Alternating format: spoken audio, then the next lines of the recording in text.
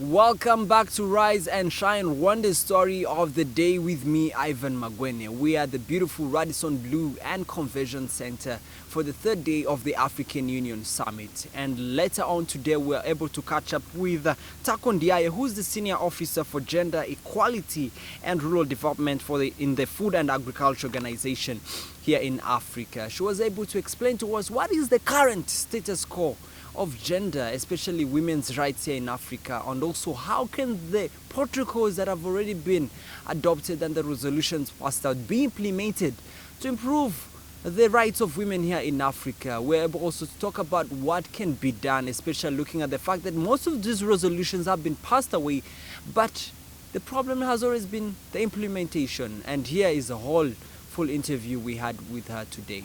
Take a look.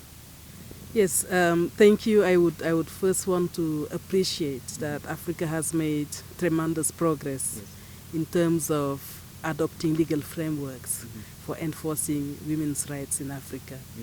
From Maputo Protocol to the national policies on gender equality, to policies on land rights, to policies on equal participation in decision making. So there are advances, there are tangible advances. However, for instance, the agricultural sector, I think where we have to make a lot more progress is to translate those high-level political commitments or all the legal frameworks into the lives of ordinary women in African villages. I mean, for instance, women who still spend hours going to fetch water or firewood, because there are not enough service provisioning in those areas. I'm talking, for instance, about the persistence of some food taboos, whereby in some communities women are denied access to the most nutritious food. I'm talking about land rights, because we know that women work a lot on the land, so the access to the land is not an issue.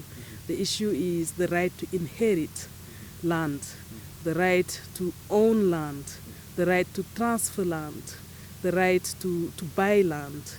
And those rights are somehow, in most cases, sometimes stated in the constitutions or in other legal frameworks. But the translation into reality is always problematic. There's also huge disparities in terms of accessing extension services, but also marketing services, the information services, access to decent rural employment or decent employment in general is an issue, or maternity protection in the workplace, as stated in some ILO conventions, is still an issue. The issue of equal participation in decision making, in shaping the laws, the policies, the programs, the national budgets, because there has been a lot of talk about gender equality, but we need that commitment to be equated with adequate budget allocations to effectively implement all those resolutions. There you had it from us here, the African Union Summit. Keep it updated to Rise and Shine Rwanda as we bring you all the latest of what is happening here at the African Union Summit. You've been watching Rise and Shine Rwanda story of the day. Chantal Ruwera will be up next with business.